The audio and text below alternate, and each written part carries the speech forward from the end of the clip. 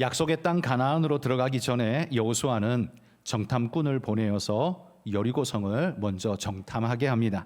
여러분, 정탐꾼을 왜 보낼까요? 정탐에서 알고자 하는 게 뭘까요? 일반적으로 정탐꾼을 보내는 데는 주요 시설들이 어디에 어떻게 배치되어 있는가 파악하고 병력의 수가 얼만큼 되는지, 어디에 얼만큼의 병력들이 몰려 있는지, 혹은 그 지역 상황이 어떻게 되는지 적진을 살피기 위해서 정탐꾼을 보내는 거죠. 정복에 대한 중요한 정보를 얻고자 정탐꾼을 보내게 됩니다. 그러나 우리가 잘 아는 것처럼 여러분, 가나안 정복은 이스라엘의 능력 여부에 따라서 정복할 수도 있고 못할 수도 있는 그런 싸움은 아니었습니다. 하나님이 너희에게 주었고 내가 들어가게 하리라 하나님께서 하실 일로 이미 정하셨기 때문에 들어가는 것은 기정사실이었습니다. 그렇다면 하나님께서 이루실 일이라면 굳이 이스라엘이 정탐을 할 필요까지는 없지 않을까요? 그런데 필요 없는 일을 그러면 하나님은 왜 시키셨을까요? 그건 아마도 우리가 생각하는 일반적인 정탐과는 목적이 다른 무언가를 보고 오라고 그렇게 시키신 것이 아닌가 싶습니다. 도대체 그게 뭘까요? 여러분, 여리고성의 이 정탐의 목적은 저는 두 가지의 이유가 있지 않을까라고 생각합니다. 첫 번째는 이스라엘 백성에게 정복의 확신을 심어주시려는 하나님의 선물이라고 생각됩니다. 여러분, 그들이 이 정탐꾼이 여리고성에 들어가서 확인한 게 뭐였습니까? 그들이 여리고성에 들어갔을 때 이미 외부인이 침입했다라는 소문이 쫙 퍼져버렸습니다. 들어가자마자 외부인이 침입했다는 소리가 쭉 퍼지자 그들은 수색을 당하게 되고 정탐 자체가 불가능했습니다. 그들은 아무것도 못하고 어딘가의 집으로 들어가서 몸을 피했는데 그게 기생 라합의 집이었습니다. 그곳에서 3일간 숨어 있다가 도망쳐 나온 것이 이 정탐꾼이 한 일의 전부였습니다. 그러면 여러분, 정탐하러 들어가서 한 집에 숨어만 있다가 도망쳐 나왔는데 정탐을 한 게 없잖아요. 그러면 이걸 정탐이라고 말하는 것도 굉장히 민망한 일이죠. 이럴 것이면 왜 정탐꾼을 보냈을까요? 여러분, 그들이 가서 쫓겨나오듯 도망쳐 나왔지만 그런데 거기에서 아무것도 건진 게 없는 것은 아니었습니다. 사실은 그들은 정말 중요한 정보를 얻어왔습니다. 그건 바로 여리고 사람들이요, 이 이스라엘 때문에 완전히 패닉 상태에 빠져 있다라는 사실을 발견하고 오게 되는 겁니다. 9절에 나오는 기생 라합의 입을 통해서 이렇게 고백되어지죠. 여리고 사람들은 이미 그 마음이 물처럼 녹았다, 이렇게 표현하고 있습니다. 이게 뭡니까? 싸울 의지조차 녹아내려서 의지가 그냥 주저앉아서 그냥 두려움에 완전히 사로잡혀 있는 거죠. 여러분, 군대에 사기가 꺾이고 나면 아무리 강력한 무기를 가지고 있는 군대라 할지라도요, 아무것도 못합니다. 왜? 이 무기 썼다가 되려 더 큰 후환을 불러오는 거 아니야? 우리가 차라리 가서 그냥 이 무기 반납하고 빌면 목숨은 살려주지 않을까? 여러분, 사기가 꺾인 군대는 이런 생각을 할 수밖에 없죠. 그러니 그들이 정탐하러 가서 기생 라합의 집에 옥상에 3일간 숨어 있는 것이 전부였지만 얻은 것이 없지 않았습니다. 오히려 거기서 얻은 것이 컸습니다. 여리고성은 이미 마음에서부터 무너져 내린 상태다라는 사실을 발견하고 온 거죠. 이 사실은 정복을 나가야 하는 이스라엘에게는 굉장히 큰 선물 같은 정보였습니다. 이미 저들은 의욕이 무너지고 마음이 물처럼 녹아내려서 우리가 그냥 나가기만 해도 이길 수 있다. 이건 이스라엘 백성에게 굉장히 용기백배하게 하는 말이었죠. 이게 바로 하나님이 그들에게 주고자 하는 선물이 아니었을까. 그러니까 담대하게 나가라는 하나님의 선물이었다는 거죠. 자, 이 정탐꾼의 두 번째 목적은 구원받아야 할 자를 구원하기 위해서 정탐꾼을 보냈다. 저는 그렇게 생각합니다. 여러분, 이스라엘이 어차피 하나님께서 가나안 땅을 주실 것이고 들어가게 하신다면, 그렇다면 그래서 그들은 그럼 정탐 갈 필요 없지. 그리고 정탐을 나가지 않았다면 어떻게 됐을까요? 그러면 정복 못했을까요? 여리고성을 허물지 못했을까요? 저는 분명히 여리고성을 정복했을 거라고 생각합니다. 왜냐하면 여리고성의 정복은 그들이 하고 말고 하고에 상관없이 하나님이 그들에게 주신 선물이었으니까요. 여리고성이 어떻게 무너졌는지 기억하시죠? 여리고성은 화살을 날리고 창을 던지고 칼싸움 해가지고 얻은 땅이 아닙니다. 그냥 성벽을 뺑뺑 돌았더니만 주저앉아 버린 게 그게 여리고성이었습니다. 그래 들어가서 그냥 전리품을 수거하듯이 수거하는 걸로 그냥 끝나버린 전쟁이 여리고성 싸움이었습니다. 그러니 여러분, 정탐을 안 가도 이거는 하나님이 하실 일이기 때문에 아무 문제 없는 일입니다. 그러면 정탐을 왜 보냈을까요? 저는 이 정탐이 중요한 목적이 이스라엘을 위해서 정탐을 간 게 아니라 거기에 여리고성 안에 구원받아야 할 자가 있기 때문에 하나님께서 정탐을 보내셨다라고 생각합니다. 여러분 생각해 보십시오. 만약에 이 정탐꾼들이 들어가서 라합이라는 믿음의 사람을 만나지 않았다면 어떻게 됐을까요? 그러면 이스라엘 백성들은 저 여리고성 안에 있는 자들은 다 심판해야 할 자들로 그렇게 생각하고 다 죽이게 되지 않을까요? 구원 얻을 백성이 구원을 못 얻고 오히려 믿음의 형제에게 죽임당하는 일이 벌어지지 않을까요? 하나님은 비록 멸망당할 여리고성이었지만 거기에 구원의 믿음을 가진 사람이 있음을 아시고 하나님은 이스라엘의 정탐꾼을 보내신 것입니다.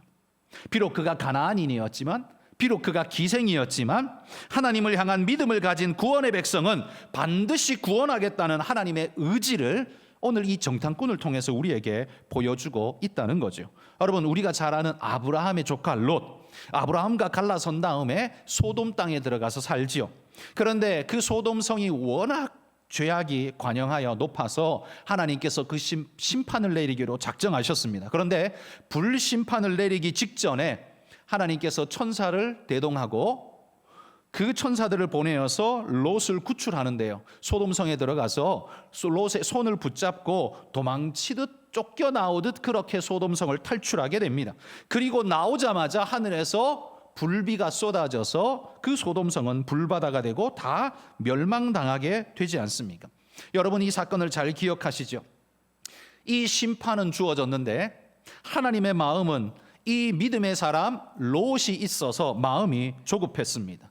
구원받아야 할 자가 심판 자리에 떨어지지 않기를 위해서 하나님은 천사를 보내셔서 그의 손을 붙잡아 강제로 끌어내듯 해서 지금 구원하고 있는 모습을 우리는 창세기에서 봤습니다.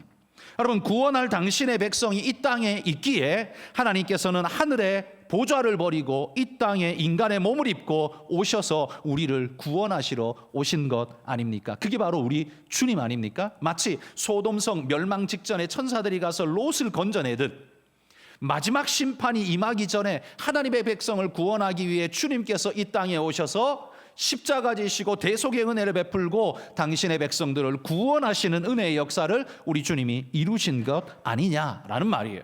자, 이렇게 본다면 여리고성의 정탐은 보편적으로 정탐은 그곳을 정복하기 위한 목적으로 정탐을 하지만 여기 여리고성의 정탐은 정복이 아니라 구원의 목적이 있다는 것을 우리가 볼 수 있죠.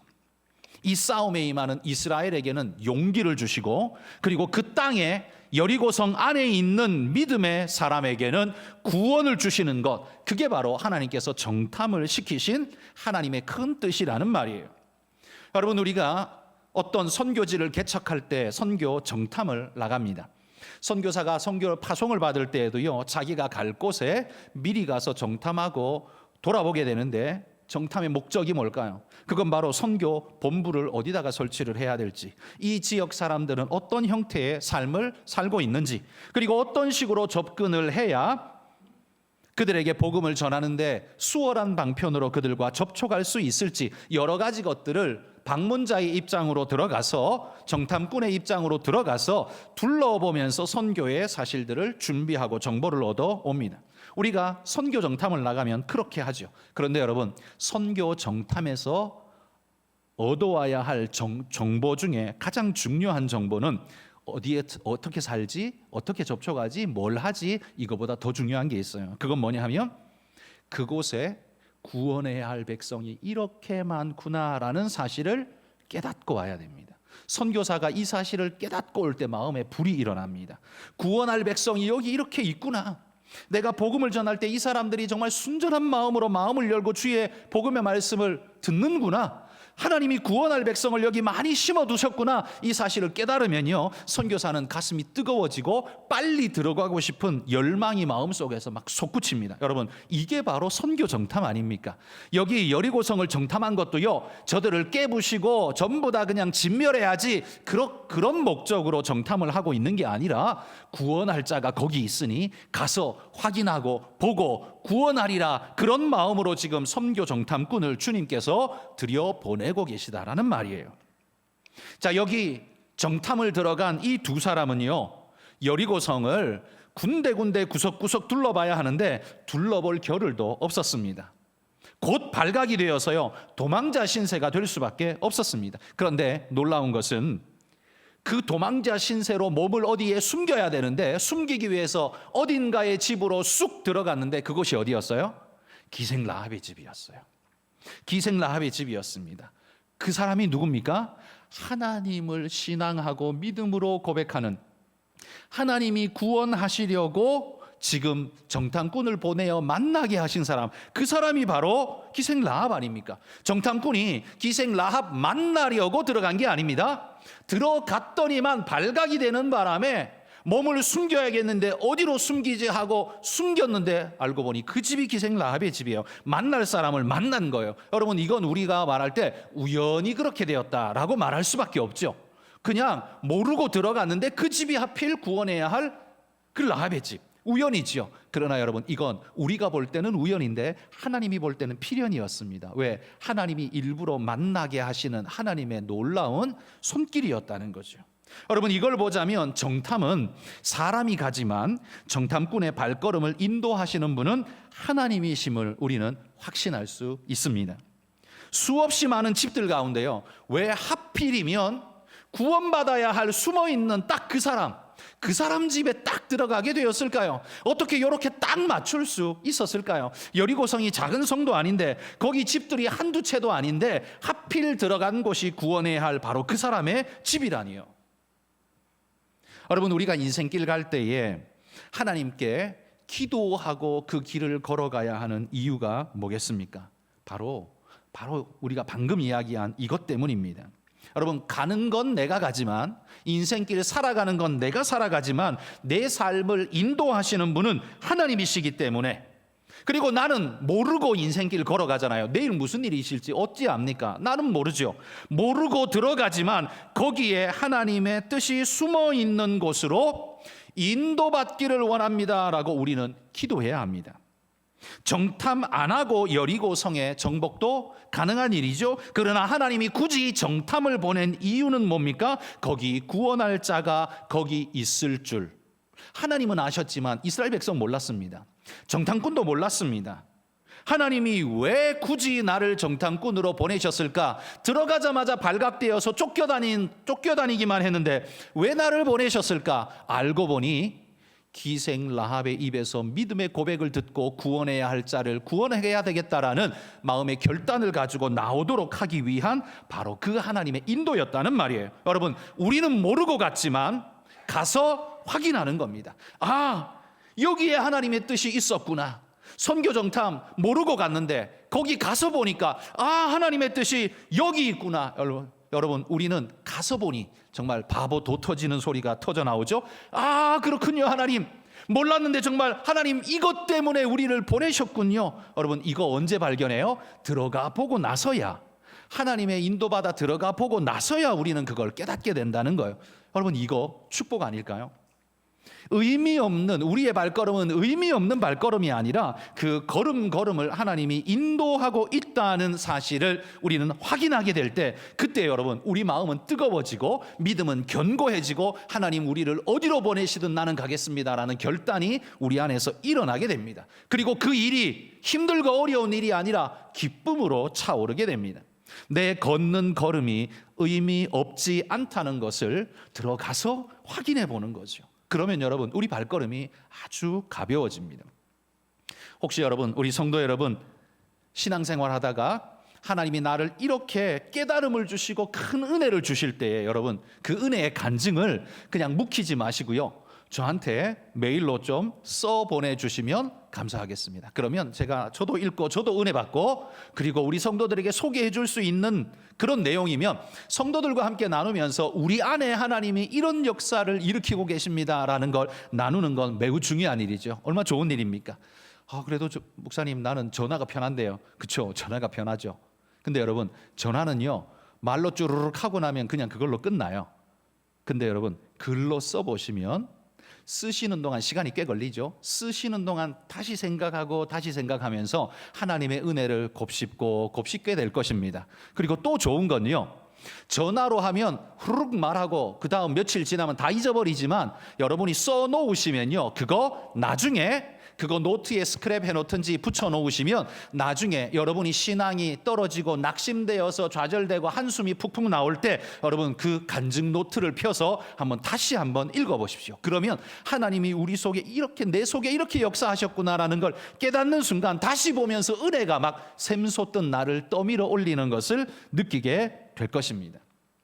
여러분, 그렇게 한번 기록해 보시기 바랍니다. 여러분이 저한테 전화해도 좋은데요, 근데 저는 한 가지 아실 것, 저는 설교 준비할 때는 전화 와도 전화 안 받습니다.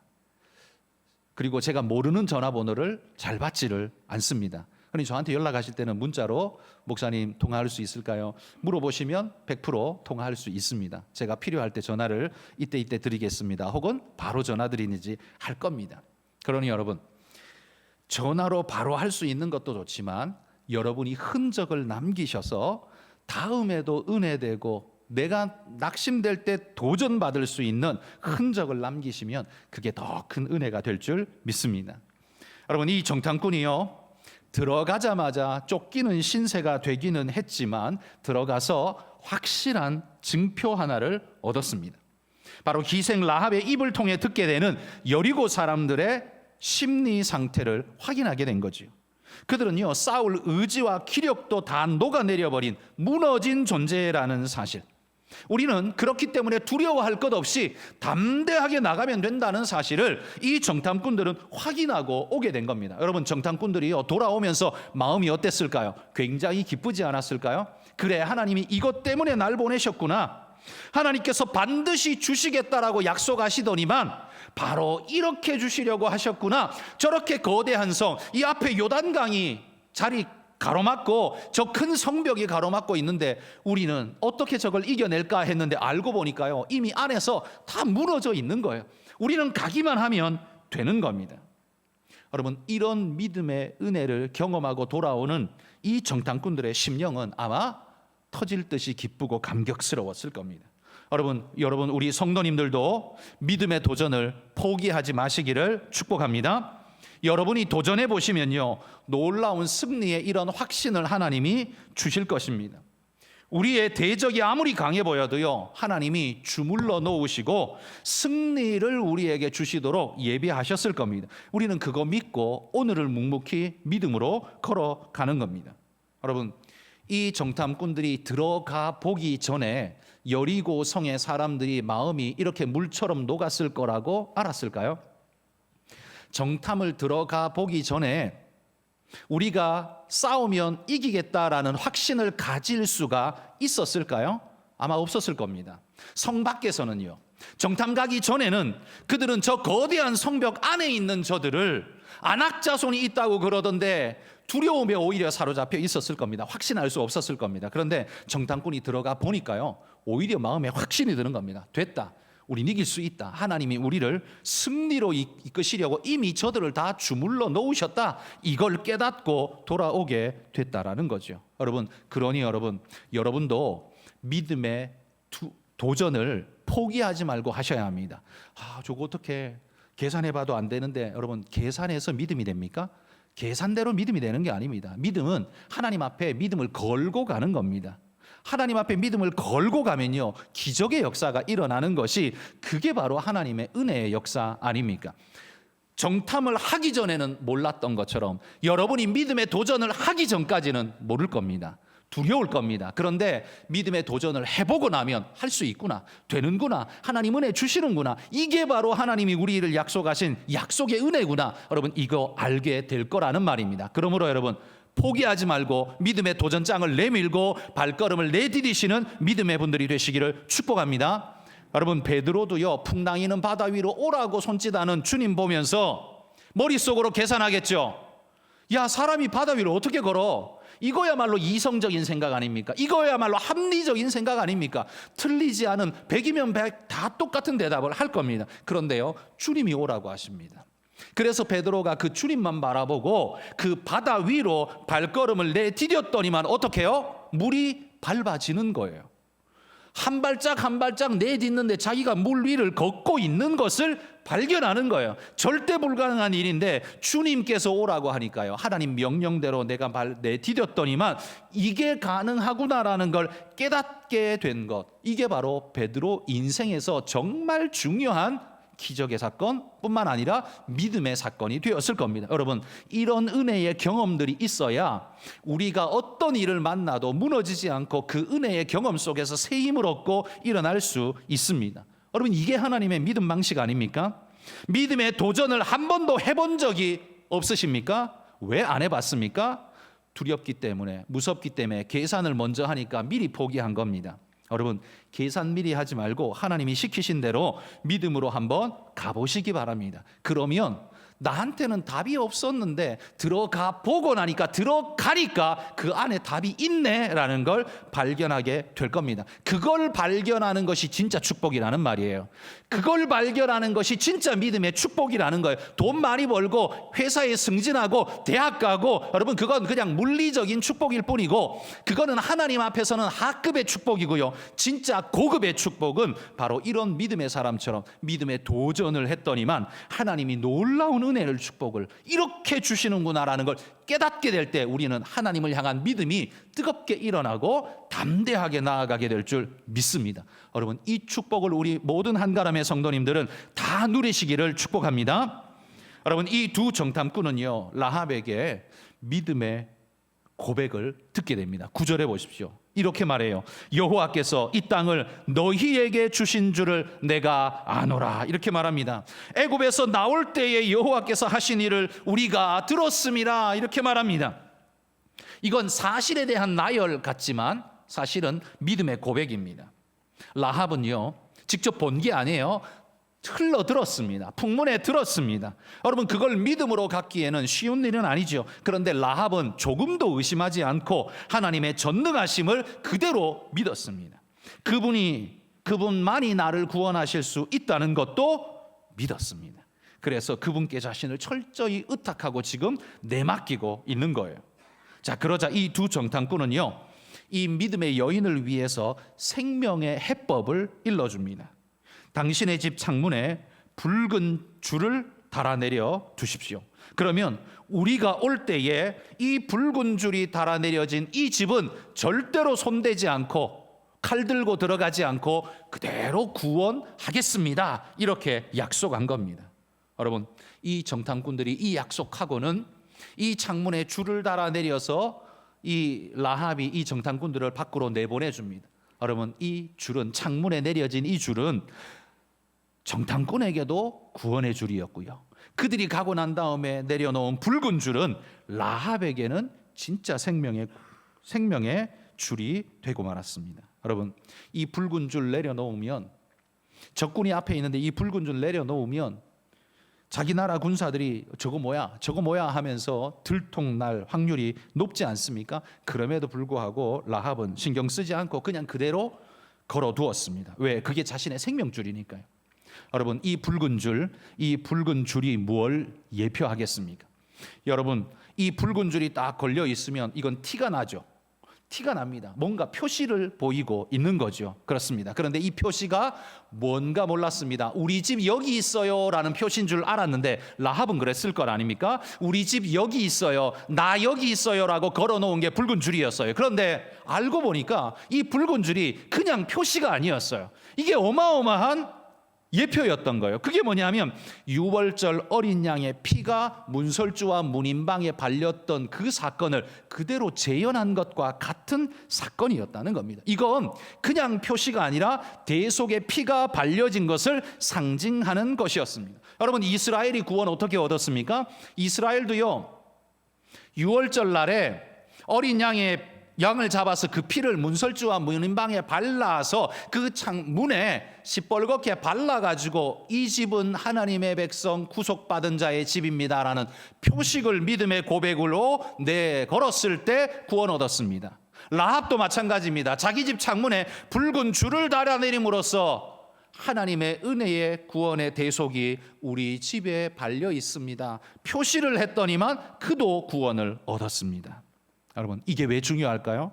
레위기 17장 11절 말씀 한번 읽어봅시다. 읽습니다.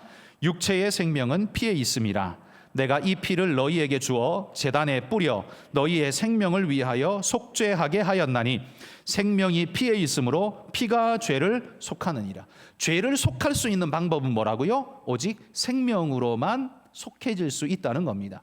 돈으로 불가능하고요.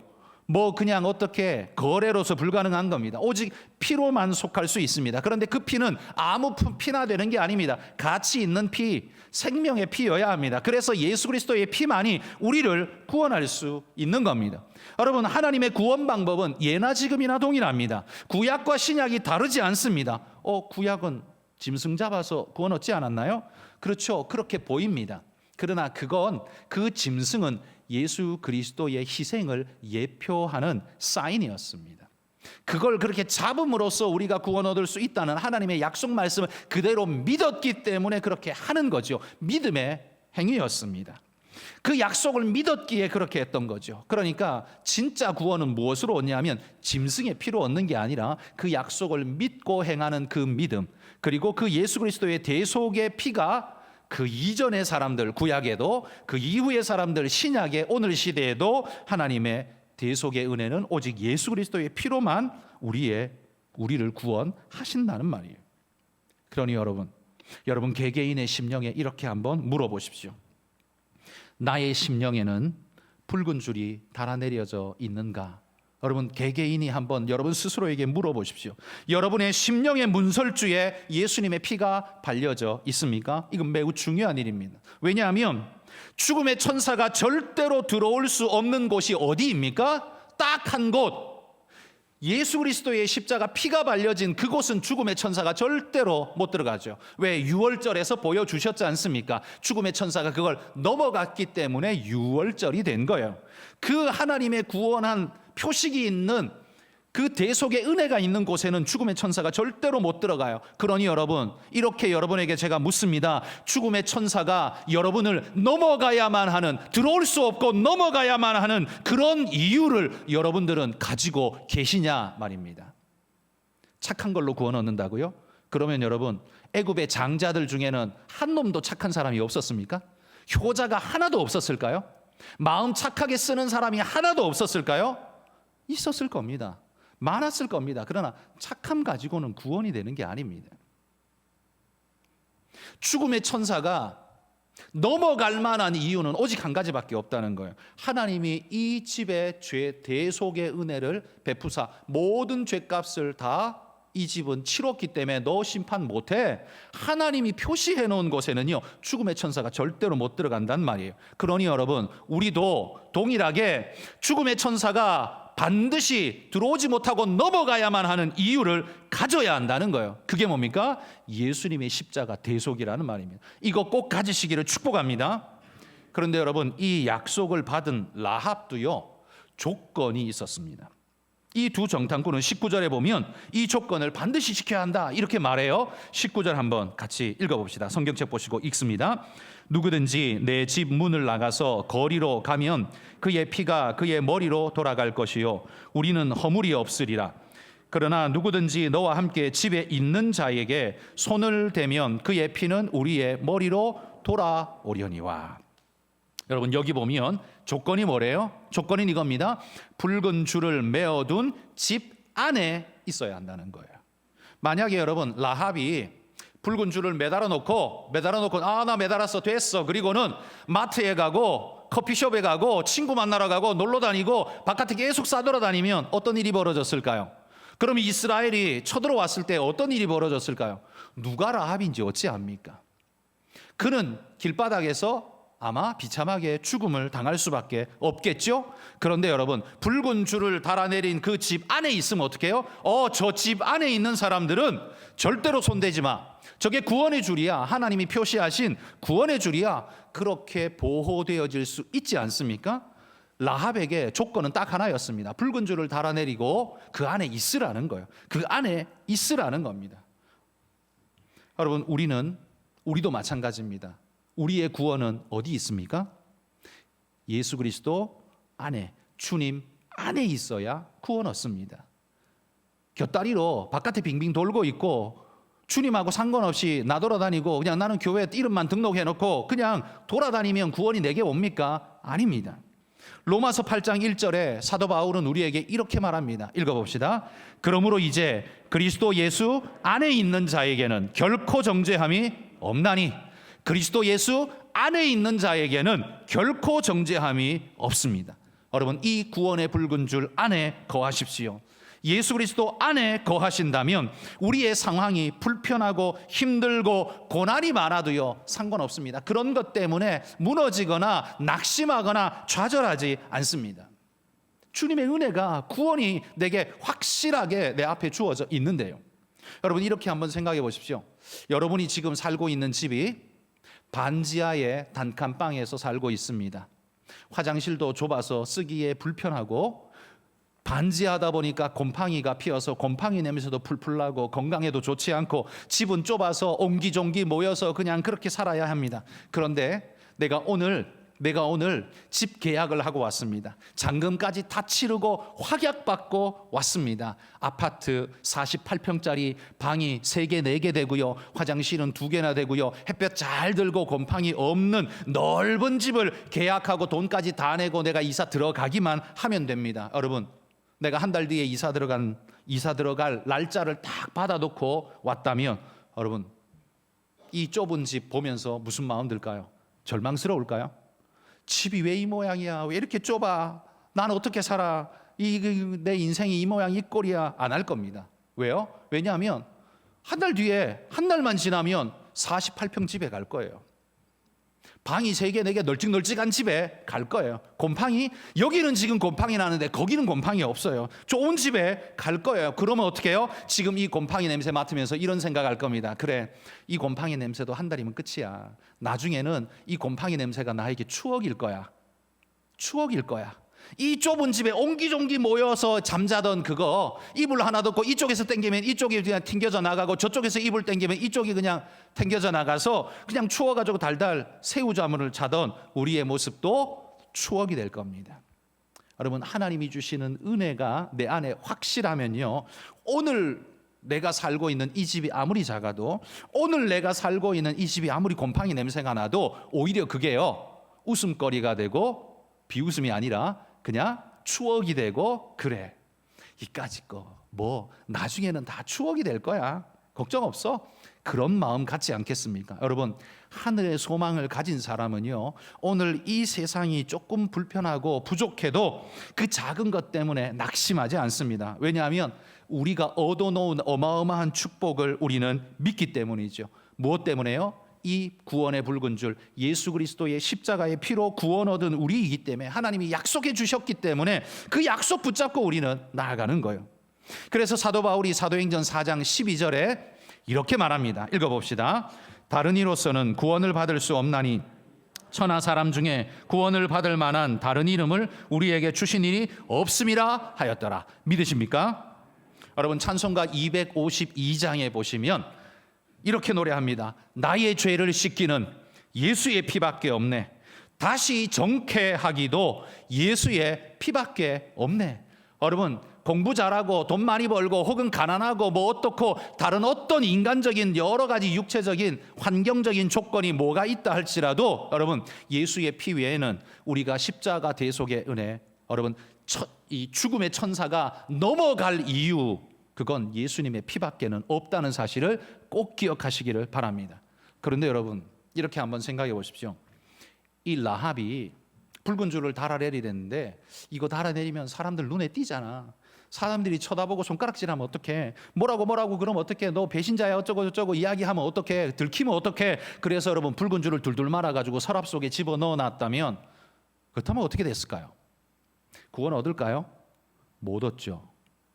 그게 부끄러워가지고 둘둘 말아가지고 못하고 그냥 숨겨놨다면 라합은 구원 못 얻었을 겁니다. 여러분, 우리도 우리의 신앙이 사람들 눈치 보느라 믿음의 고백인 이 붉은 줄을 내리지 못하고 있다면 여러분, 이게 얼마나 위험한 일인지 우리는 알아야 합니다. 여러분, 믿음은요, 고백에 의해서 완성되는 겁니다. 내 안에 있는 믿음을 어떻게 확인할 수 있습니까? 그건 내 입술로 고백되어짐으로 그 믿음은 확인되는 거예요. 그래서 모든 성도들은 고백한 사람들이어야 합니다. 세례교인의 특징이 뭡니까? 세례가 뭐예요? 물로 그의 죄를 씻는 예식을 행하는 거지만 세례의 전제 조건이 있습니다. 그가 믿음의 고백을 해야 세례를 줍니다. 교회 등록한 지 1년 넘으면 세례받을 자격이 있다. 그건 행정적인 거고요. 행정적인 거고요. 세례의 근본적 조건은 그 사람이 예수 그리스도를 나의 주, 나의 하나님으로 고백해야 받을 수 있는 거예요. 여러분, 그래서 세례 받을 때 문답을 꼭 하잖아요. 문답을 꼭 하잖아요. 원래 세례 받으려면요, 자기가 예수 믿고 나는 이렇게 해서 예수님을 믿습니다, 진짜로 믿습니다 라는 걸 성도들 앞에 나와서 자기 고백을 자기 입술로 서술형으로 이야기를 해야 그게 정상이에요. 그게 온전한 고백이에요. 그런데 우리는 지금 그렇게는 안 하죠. 시간도 많이 걸리고 여러 가지 어려우니까, 사람들이 불편하니까, 그러니까 그걸 다 물어줘요. 이러한 걸 믿습니까? 네. 이거 하나로 끝나잖아요. 그런데 그 네 하나라도 그게 회중들 앞에서 내가 진짜 고백한 거기 때문에 그 고백을 우리는 유효하게 받아주는 거죠. 여러분, 이 고백이 있어야 세례받을 수 있어요. 그러니까 교회는 바로 이런 고백한, 신앙을 고백한 사람들 위에 세워지는 게 그게 교회 아닙니까? 여러분, 교회의 정식 자격, 등록 자격, 등록뿐만 아니라 이 회원 자격 언제 생깁니까? 세례교인입니다. 공동의회, 거기 누가 참석할 수 있어요? 다 참석할 수 있는데 조건은 세례교인 이상이어야 합니다. 그게 우리가 하나님으로 거듭난 사람들의 모임이라는 이야기예요. 증거예요. 믿음의 고백이 있는 사람들. 그러니 여러분, 믿음의 고백이 여러분 안에 있기를 소망합니다. 이 고백이 왜 중요하냐? 로마서 10장 10절 말씀입니다. 읽어봅시다. 사람이 마음으로 믿어 의에 이르고 입으로 시인하여 구원에 이르느니라. 여러분, 입으로 시인해야 구원에 이른다고 합니다. 이게 뭐예요? 입술로 진짜 고백할 정도의 내 신앙이 되어야 합니다. 고백은 그래서 매우 중요한 거예요. 여러분의 신앙의 완성은 고백으로 이루어집니다. 이거 뭐 말만 하면 된다는 소리야? 그건 아니고요. 진심 어린 고백이 이루어질 때 그게 진짜 신앙을 확인하는 길이 된다는 거예요. 하나님은 내 마음 다 아시잖아. 내 믿음 아시잖아. 굳이 왜 사람들 앞에서 해야 돼?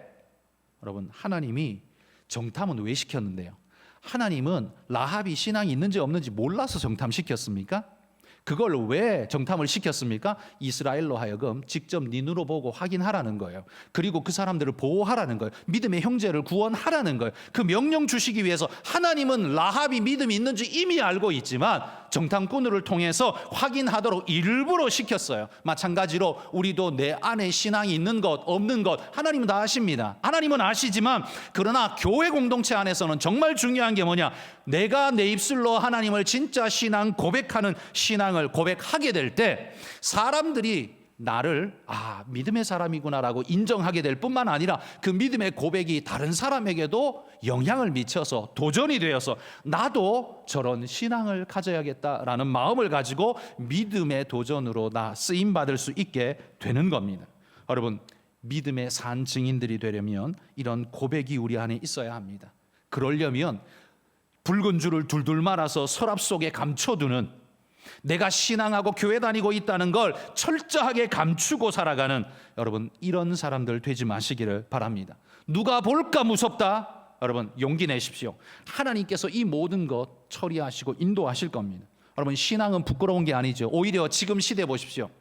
커밍아웃이라는 이름으로 부끄러운 것이 부끄럽지 않은 것처럼 큰 소리치고 오히려 그건 잘못된 일이에요 라고 말하면 오히려 심한 공격을 받는 게 지금 이 사회입니다. 그런데 오히려 뒤집어서 놓고 보면 진짜 자랑스러워해야 할 우리의 신앙은 성도들이 부끄러워해서 자꾸만 둘둘 말아서 서랍 속에 집어넣고 있습니다. 숨기고 있습니다. 고백을 못하고 있습니다. 여러분, 이런 세상이라 할지라도 우리는 자랑스럽게 우리 마음에, 우리 삶의 창에 붉은 줄을 달아내리는 그런 성도들이 되시기를 소망합니다. 라합은 목숨이 위태로울 수 있는 상황이었지만 붉은 줄 달아내렸습니다. 왜요? 그게 신앙 고백이기 때문입니다. 죽으면 죽으리라는 그게 바로 라합의 신앙 고백이었기 때문입니다. 그리고 그것이 바로 죽음의 천사가 넘어가야만 하는 이유로 작용되어진 것입니다. 여러분, 나는 무엇으로 신앙 고백하며 살아가고 계십니까? 내 삶에도 고백이 있기를 소망합니다. 어떤 모습으로든 신앙의 붉은 줄을 달아내리고 믿음의 고백을 하는 아름다운 그런 믿음의 승리자들이 되시기를 주의 이름으로 축복합니다. 기도하겠습니다.